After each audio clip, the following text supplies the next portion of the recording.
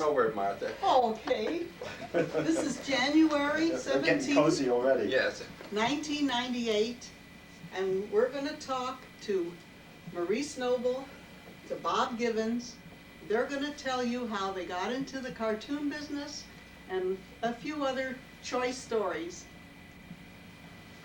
We'll try to be honest. Oh, I know you will. I know you will.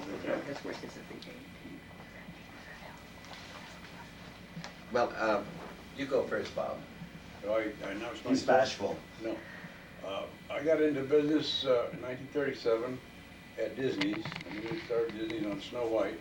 But before that, I worked on a couple of Donald Duck shorts, Clock Cleaners and one other one. And then from there, I went over to work with Chuck Jones and Warner at Schlesinger's. And what happens now? That's it. And you're still in the business. Still in. Well, what I tell about where I worked, where I did it, how much did we cover? Yeah, I went over to work with Chuck Jones in 1938 when he first started directing, and worked there till I got drafted in 1941, and then what? I worked at a whole bunch of places. I mentioned all of them. That would take all day. Well, I guess I take over here for a while. I got into the business for a $10 a month raise.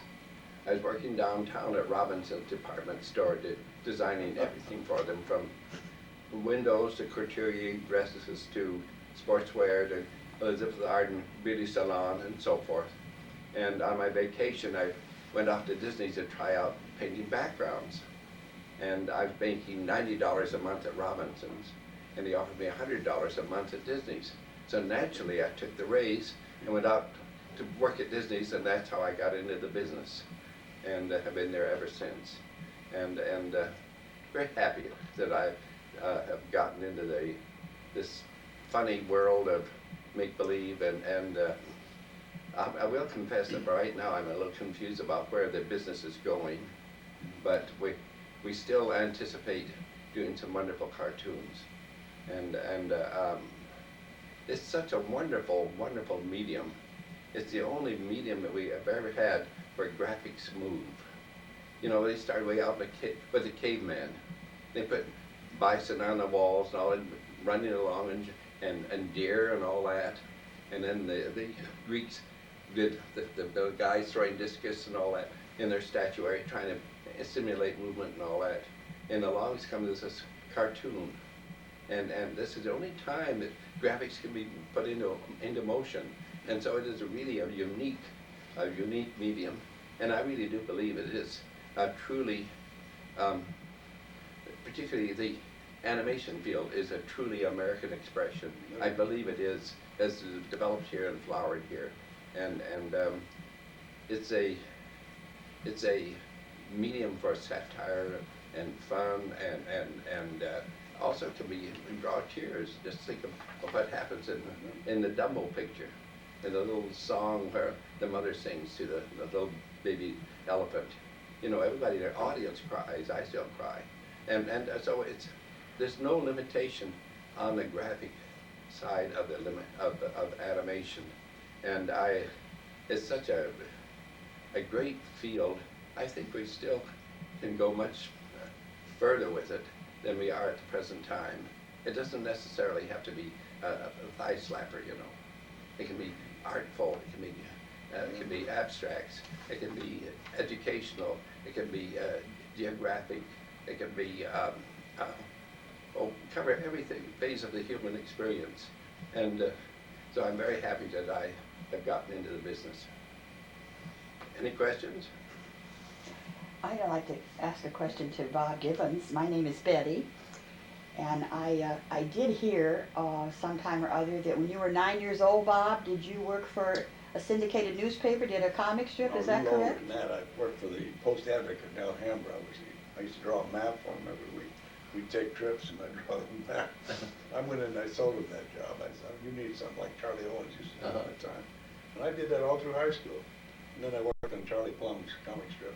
Was this a map of some tour Yeah, around the one we this take, town? yeah, we take the trip up to Tahoe. And Oh, I see. And I make the little map, like Charlie wants to, that's where I got Uh-huh. the idea. And we'll put the points of interest on it, and it went on for, all through high school.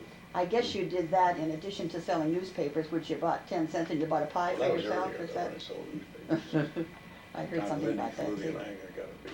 Also, I big- heard that when you were about 15 years old, you either met Mr. Disney, I'm not sure I have my facts right, you met Mr. Disney, or you went to Disney Studio, and Yeah. when you finished high school, he took you on Snow Well, I White, used to is go that there to correct? see Hardy Grammacki, you remember Hardy? And I think they were in Steamboat Willie, you were probably sitting on the floor there with me at that time, 1936 or 7, something like that. Oh, yes. Yeah. And I thought, boy, that's great. But I used to go over there before, I was going to high school and see Hardy, which kind of opened the door to me get in, Don Graham helped, open the door. Well, Hardy Grammacki graduated and went to New Yeah, York. that's right, the illustrator. And didn't ever come back to the No. animation business. Very talented Great guy, illustrator. great, Yeah. yes. Well, Chenard guy, I went Chenard, hello. Bob, when you started in the business, how much were you getting a week? We had a 3-year contract, and it was $16 a week. Remember that, Maurice? Oh, gosh. And if you sell them gags, you get $2. So we sometimes would make big dough, a couple of bucks extra. Yeah, a couple of bucks. I had a contract that was, that I had $20 a week. Big dough. Well, I was painting backgrounds for Snow White, and so I was in the money. But that was an amazing period though of the studios. We were developing the medium. It was wonderful. We were exploring double exposures and the use of. I started the use of colored ink lines on the characters, and the Three Little Pigs. Just to backtrack a little bit, was really the turning point of the animation business. They found that they could take 3 characters that all looked alike and give them each one a personality. Yeah. And see, this is where the personality started to be built into the characters on screen. And it really was a foundation of the Disney studio. The great success of the Three Little Pigs. And they issued it not only in English, they reissued it in Spanish. And it was wonderful in Spanish. Everybody knew the story, but they had the Spanish language and going through the whole thing. The audience loved it. But so this whole period was one of exploration and excitement in the business. It was. I think that the old studio on Hyperion Street in Los Angeles probably had about 100, 125 people in it. And now I understand that they have about 8,000 people in the Disney organization. Yeah. And one gets lost over there at the present time. But we knew everybody. Of course, we didn't know the girls too well because they were segregated over in another building. That was a no-no. Well, boys here, girls there. And don't go over there. And I don't know exactly what the puritanical approach was, but every once in a while, one of the boys would marry one of the girls from over there. So, they found a way, you see. Love finds a way. There was a tunnel. Yeah. Do both of you remember the first picture that you worked on? I do, yeah. Clock cleaners, remember that? I worked on Elmer Elephant, a silly symphony, pre-Snow White, Yeah, that was. and Country Cousin, and Woodland Cafe, and then I worked on the Old Mill, Yeah. and that was a precursor of Snow White. We were testing out water effects and all that, and it turned out to be a very good cartoon. What year would that have been, Maurice? Do you remember? Must 37. I worked on it, So I must have started at Disney around 35. yeah. Yeah, you were an old timer. Way back. How long did you stay there? I stayed there until we finished Dumbo. And about that time, the famous Disney strike happened. And I was one of those that thought that the wage structure wasn't what it should be, and so I went out on strike and consequently was given my walking papers. But in a certain sense, it was a good thing. I would never had the opportunity to work with Chuck and develop my own style and way of doing things. And so, in the long run, you know, it worked out. There was that period in the Disney studios where the wage structure was really not equitable. It really was terrible. When people were working for $13 a week, you know, that's not even a living wage. And 4 or 5 guys that live together in a shack just to be able to afford to go to work at Disney's. And Dick Kinney, who later became a director there, was one of those that lived in a shack and just to work there. So, you know, there were reasons. I do believe that Walt had some responsibility in it, but I do believe that probably his other people that are connected with the business, his brother and his attorney had more to do with the structure of the wage structure than he did. But this is one of those things that you gloss over.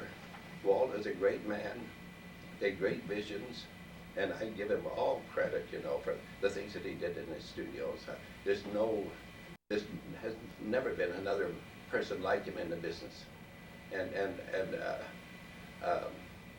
I might say you've witnessed some of the materials being turned out today, and we appreciate Walt more and more. And it was a very creative place, so anyhow, I don't know where I was when I started talking about this, but the studio, those early days in the studio were exciting. Well, let me ask Bob, since Maurice is saying a lot, and I'd like to ask Bob the same question of what are some of your fondest memories of working for Walt and at the studio at that time? Well, it was mainly, it wasn't the money we didn't make any. It was the idea of working in something that was new, and we knew it was something great. Mm-hmm.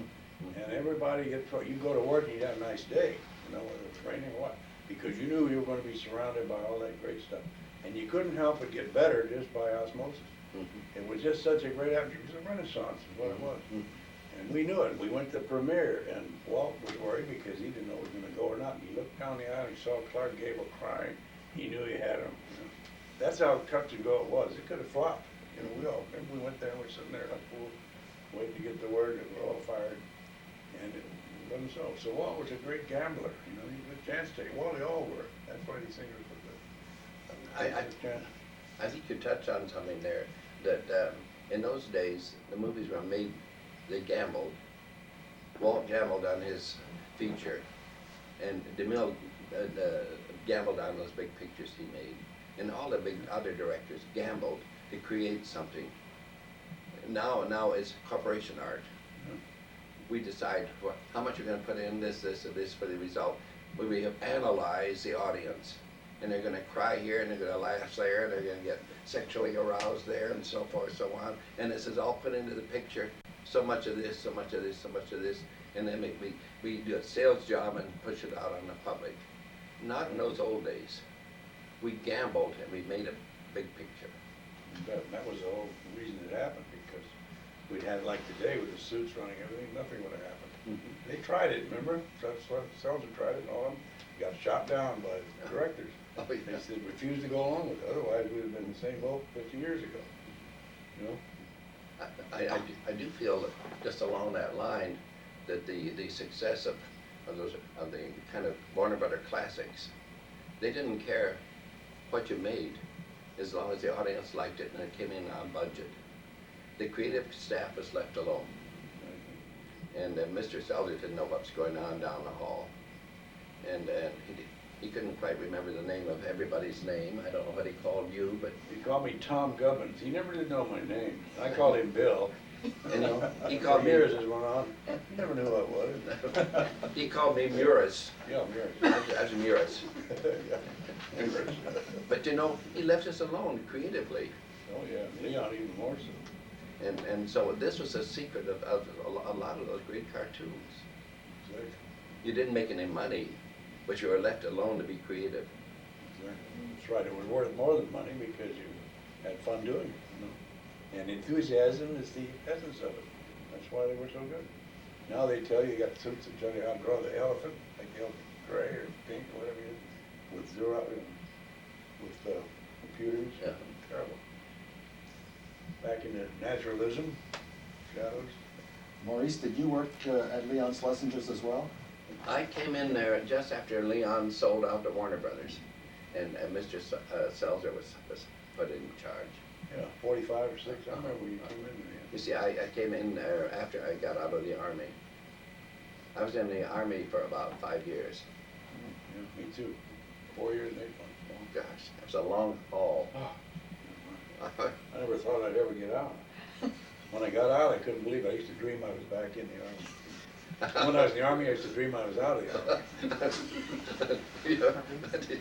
Yeah, I go put my gray flannel suit on and Yeah. I see my green suit, my new Army. Yeah. In fact, when I got out of the Army, I had all the papers, because I was the ranking type sergeant.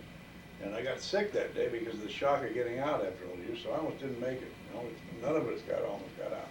I had to get well before I could go down there and get discharged. Hussey was in there, Frank Thomas, somebody got it. Did you go right back to Warner Brothers? Yeah, because they had to. They had a deal there after World War II. They had to hire you back. For a 2 year, at years, least. Yeah, so I was back there for 2 years, and then I went over to UPA. Oh, Do you remember some of the stories that took place? When I say stories, I'm not referring to the cartoon stories, but I mean the gags that the fellows used to play on each other, Oh, yeah. that sort of thing. That was. Why don't you get into that? I don't know how we ever got a picture done, because we took a work break once in a while, Yeah. And guys would have, like, Virgil Ross, I remember, he had one of those barber chairs he sat in, with the thing, and he had an umbrella over that. And then he wore a derby on top of that. Now, that was funny. And Chennicky and those guys had costumes, and we had costumes. And it was a lot of laughs all day long. Except, we'd have a jam session where we'd be roaring with laughter. And one day, Soldier stuck his head in there and he says, "What's funny about making cartoons?" And he ducked out. He really thought we were playing. We were writing stories. do you remember how hot it used to get in that building in the summer?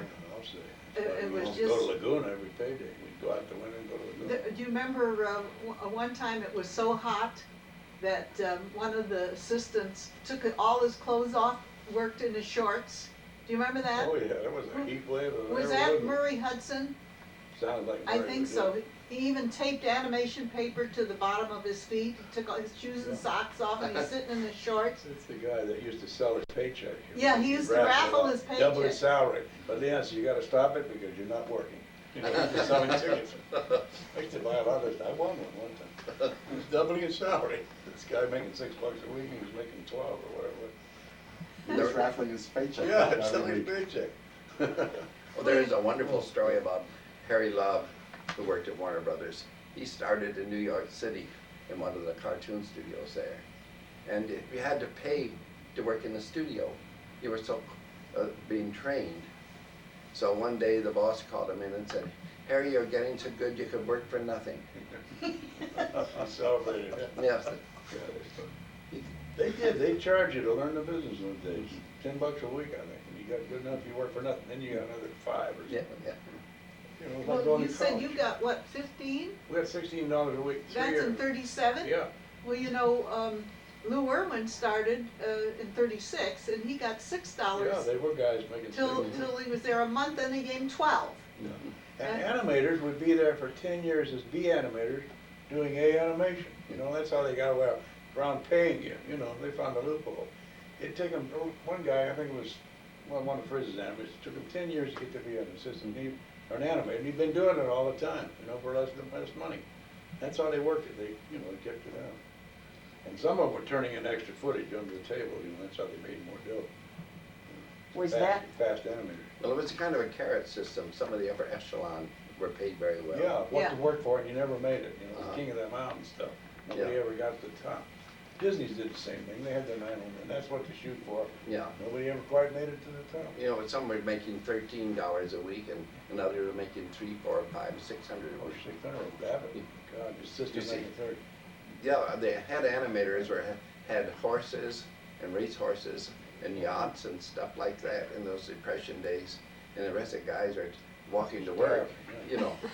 It's kind of a strange situation. Well, there were so few good animators, that's why, That's it was true, supply and that's demand, true. and they'd pay him anything to get him here. I think it was Babbitt was making 600 a week, Yeah. and his assistant, Bill Hertz, was making 30. So Babbitt was paying him out of his own salary, double Yeah. his salary. And he's the guy to organize the strike. He Yeah. said, Yes. "This is terrible, the people must arise, you know," and they did. One of the things in the museum that interested Martha was the pay schedules of some of the fellows that worked at Warner Brothers. Chuck and Frizz and some of the others, they're all on display at the Warner Brothers Museum. And at one point, wasn't it Chuck who took a cut and pay one week? I don't remember.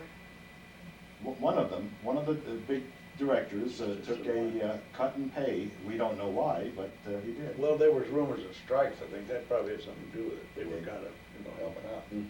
Because he kept threatening when strikes. In fact, they did one time, they said, "Sign here and we'll keep everybody," and then they let the Kingston unit go, remember? I remember the first time I ever saw Chuck, he was standing up in an open air car with it was all piled with boxes of canned goods and all that, and it said, bundles for Disney. It was during the period when we had bundles for England, you Your know. bundles for Oh, that's Britain. right, yeah. Bundles for Britain.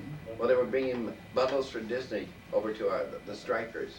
Yeah, And you know, we were sleeping on the ground under the trees That's and where stuff St. like Joe's that. is now. Yeah. Under the trees. And that was the first time I ever saw Chuck, standing up there holding the sign. he was very active Mhm. in organizing our union Oh, yeah. and organizing Warner Brothers. Yeah. Mhm. Well, we used to meet, and they said anybody goes to a union meeting gets fired, so everybody went to the union meeting. And we all did. We used to have them up at our house, up on Arbolada, Uh-huh. Bill Littlejohn and all that. So that furthered the cause more than anything, the fact that we weren't supposed to do it. Indeed. Do you remember about during the Disney strike, we had to picket the theaters that showed any of the Disney stuff? And I was picketing at the Pantages and walking around the front of it. And they had a doorman who used to come and open the door for any big shots that came in. This beautiful limousine drives up, and he ran and opened up the door, and a man gets out in a high hat and a full dress suit, and a woman in formal.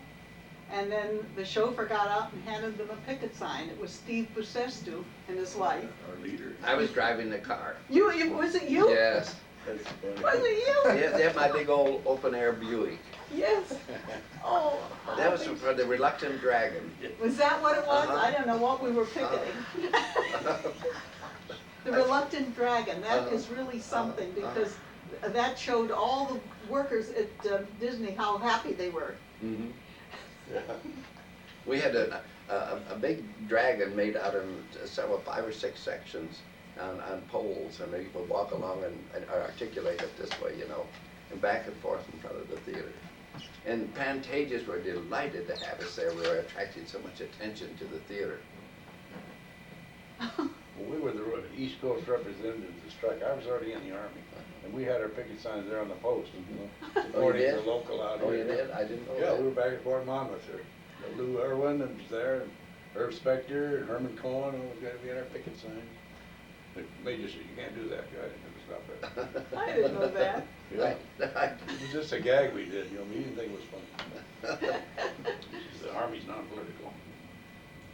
We didn't make any money in the Army either.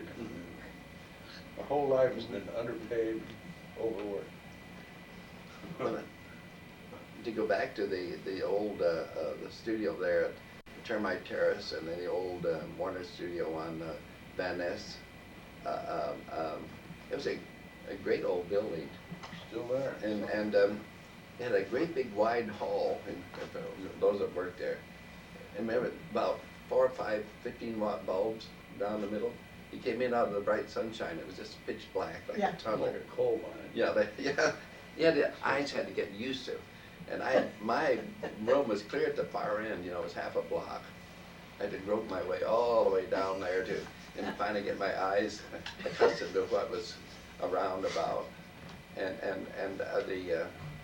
I know the guys up on the second floor, I guess you were on the second floor, I weren't was you? down there on the first floor first. and then Up in upstairs, Frizz. yeah. I know they had a great big iron wheel, and they'd start that thing spinning upstairs, and it'd go round and round and round, and then like like this, and it made this awful roar, and all the dirt would filter down through the floorboards, and down on the work down below, and I used to have to shield my artwork because all that dirt was coming down through the ceiling, and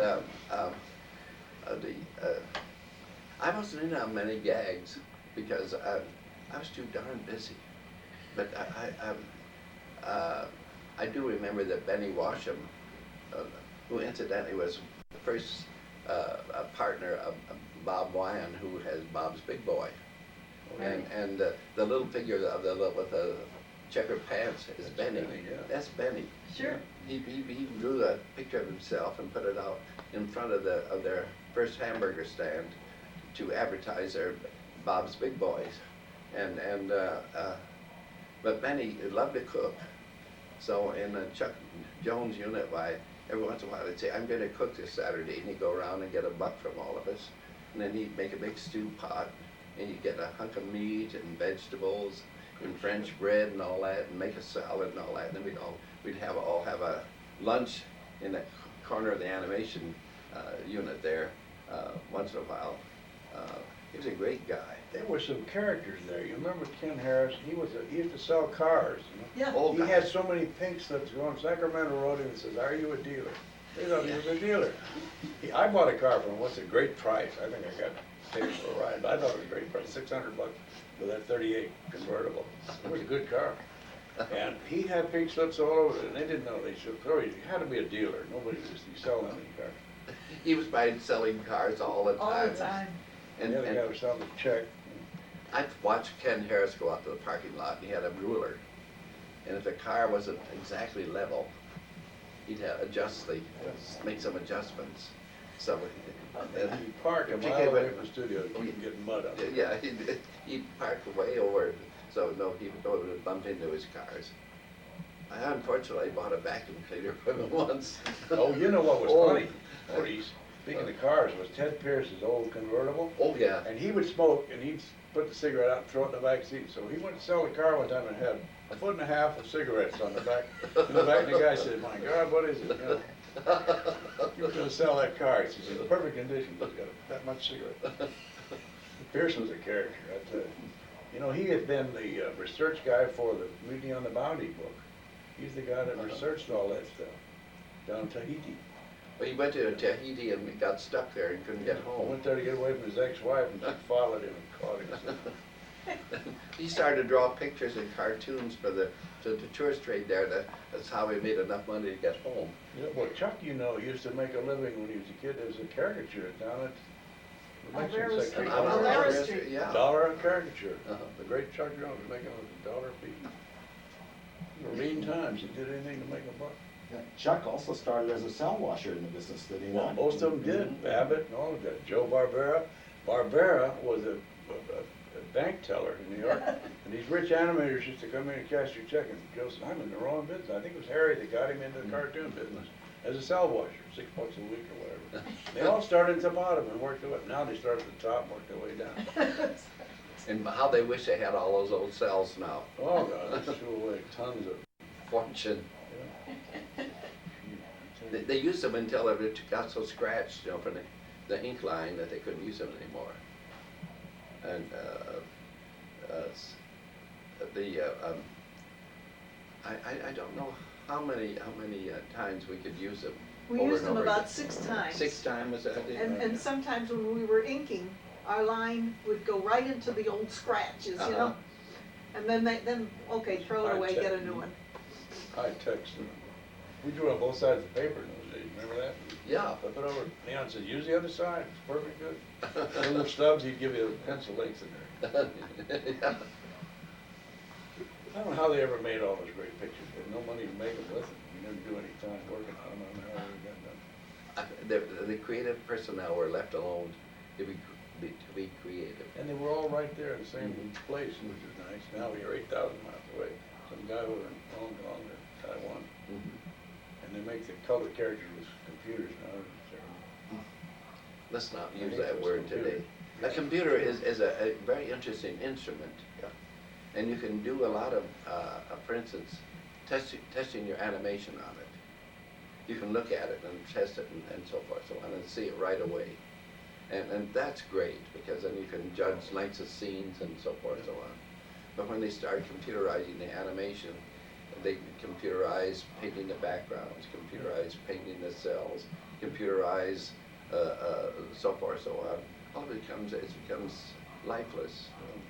And all the big studios are doing it. Disney's, Warner Brothers, DreamWorks, and they're firing their background painters and their inking painters and so forth. And it's going to get so, you know, Mr. Katzenberg at DreamWorks is going to push a button and make a picture. I wonder if it'll ever come back the way it was. Maybe it's not ever going to do it. I'm optimistic. Maybe, I hope it does. No, I'm putting up a big fight to have the real animation be brought back. And I'm kind of an old rebel in the business. Yes, I have a question here. No, I'm disagreeing. I mean, I'm agreeing with you, I amen. agree. There's an amen in the crowd here. Because I agree. You know, Well, it could happen. It does not with work the with computer Renaissance, at all. You know, the old days. It always No. gets off the track, and some guy like Picasso or somebody comes along and puts the train back on the track. You know, it could well, happen. you know, it puts two eyes on one side of the Yeah, head. exactly. You know, Well, he invented the Hanna-Barbera limited animation, mile from the side of the house.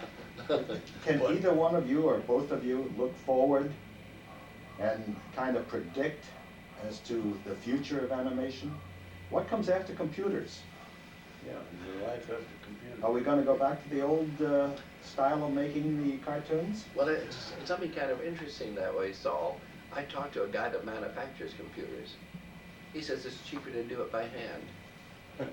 It's probably cheaper to do it here than in Korea. It's because, look, when you do it by hand, you draw a line here and a line there and a line there. I think I'll use this line. On a computer, either this, oh, it doesn't work, that doesn't work. And they fiddle around, it takes them half an hour to decide they're going to use this line. And then they can't move it, because if you push the wrong button, it goes this way.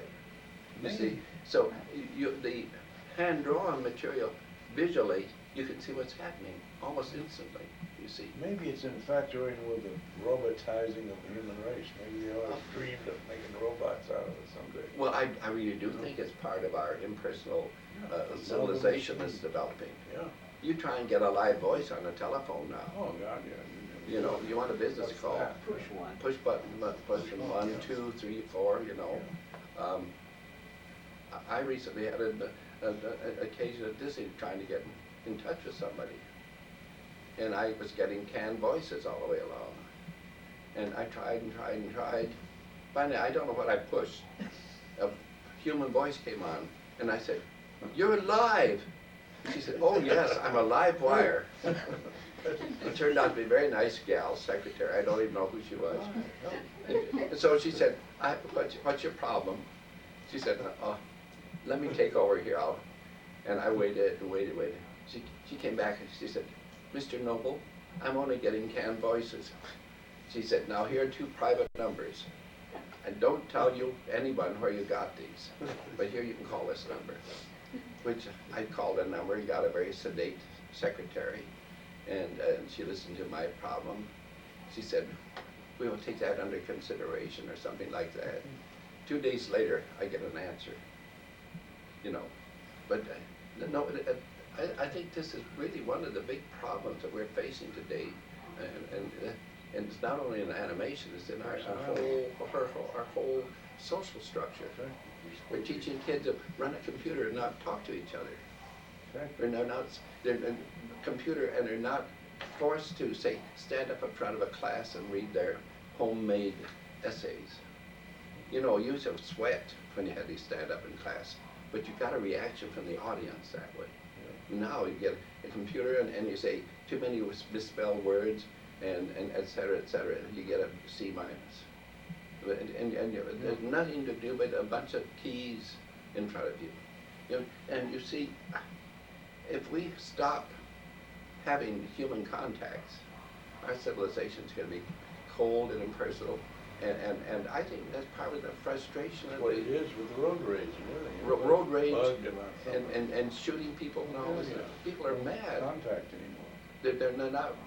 Frustrated. I think that is That's it. true. Sure, exactly. That plus 40 years of television violence, you know, subliminally, you're gonna freak out and then something goes wrong. So it's a combination. I've just concocted a new expression. I don't even Todd's even heard this one. I call all these new porn movies. I call them what do you call them? Puberty pictures. You know, it really is. You know, That's wonderful. boy, That's yes. wonderful. You know, excuse me. Perfect. Perfect.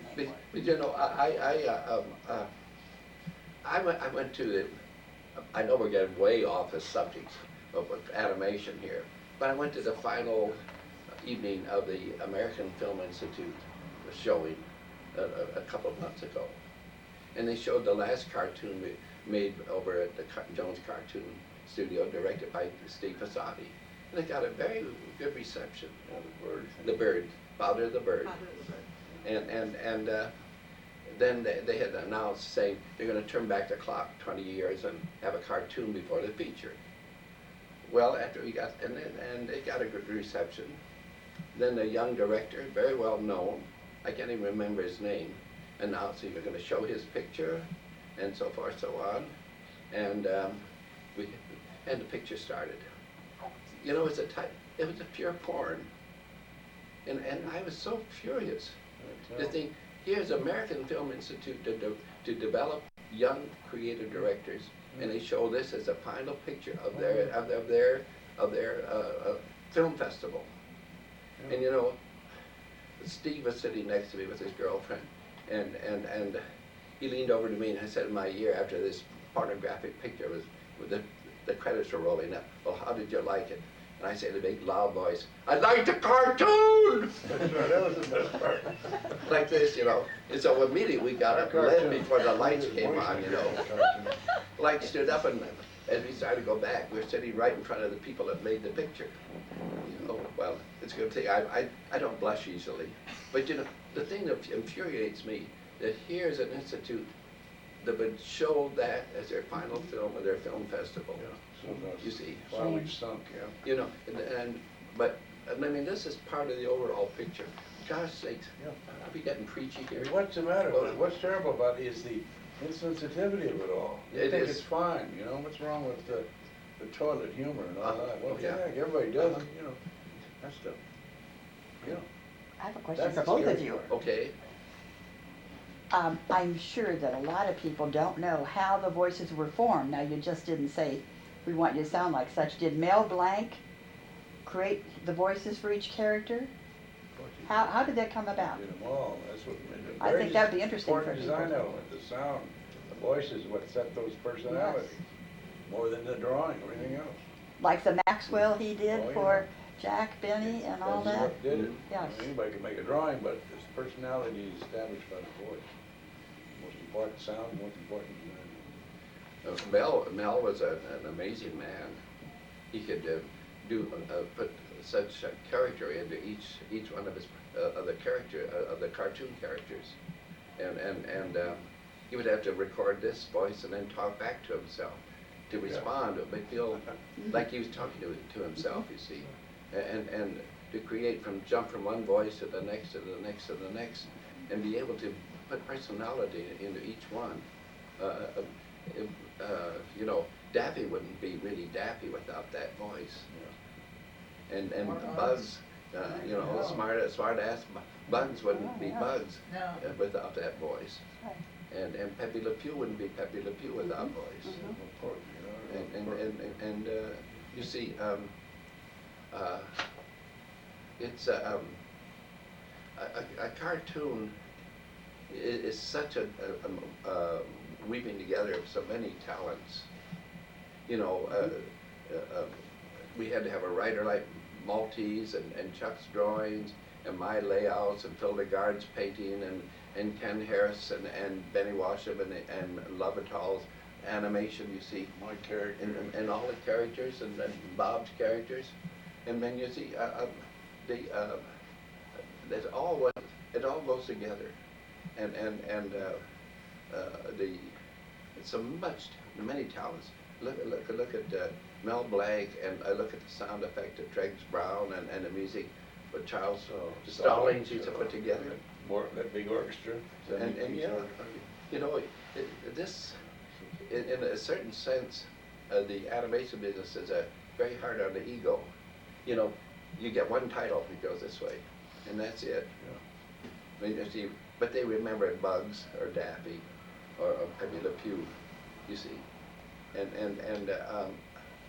there's another question coming up here. Yes, we'll read it through. That brings to mind, now how did Bugs get his name? Oh, that's, I can tell you how I got How did it. that ever Maybe, happen? maybe Bob knows. Yeah, I know how he got his name. Exactly. Because when I went there was a guy doing characters, Charlie Thorson. He was doing characters. And he had done a rabbit for Bugs Hardaway, who was the director. And he put on there Bugs Bunny, meaning Bugs is possessive, forgot the apostrophe. So then years later, when we did the Wild Hare, which was the really beginning of the damn thing, not the other one, they said they had to get a name. Bugs didn't have a name. I put on there Texas Rabbit, you know, for Texas, we didn't have a name. So somebody came across that old model sheet with the Bugs on it, and said, well, that's catchy, Bugs Bunny. They were calling Mortimer or something stupid. But the Bugs Bunny was fine, but that's how it came about. So everybody got that confused with the, you know, going to Texas, where that name came from.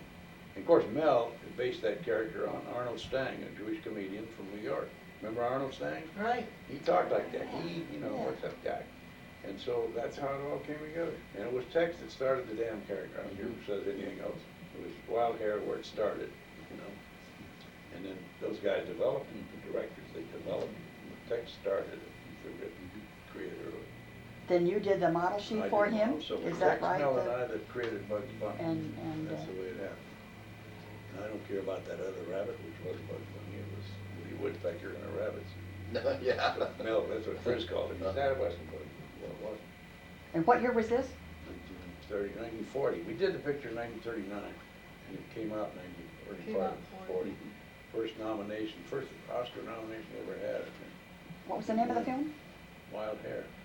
The second one was Tex did the second one called That one Rabbit there. Beats Hare. And I did the Cecil Turtle. In fact, I'm using him on my next picture, Cecil Turtle. You know, it's a throwaway character. So Tex did the first two, and I don't know who did the third, Clampett, I think, and then Fred, and then Chuck, and then they're on. A lot of the developers of it, but what is important is where it started. It started with Tex.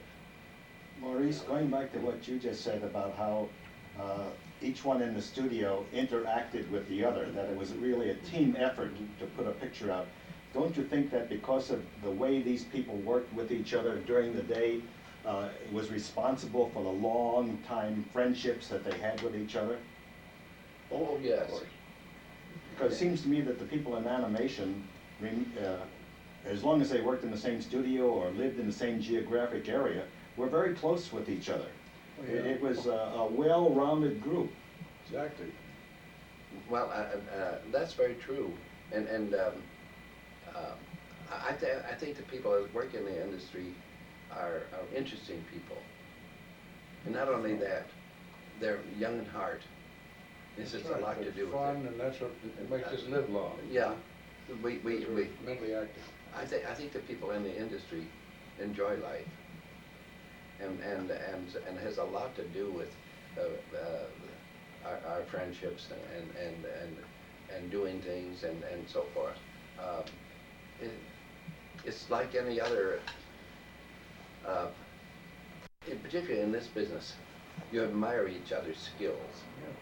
Really, you know, a great animator admire another animator's work, or the background work, or story work, and so forth.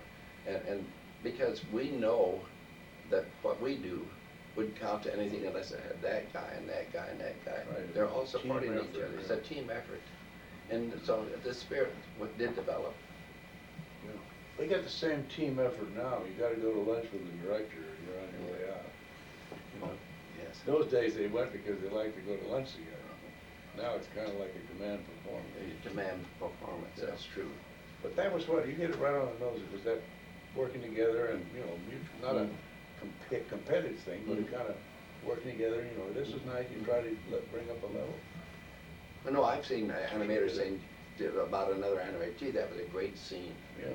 you know, or one background guy saying to about another, gosh, you painted a beautiful Yeah. picture.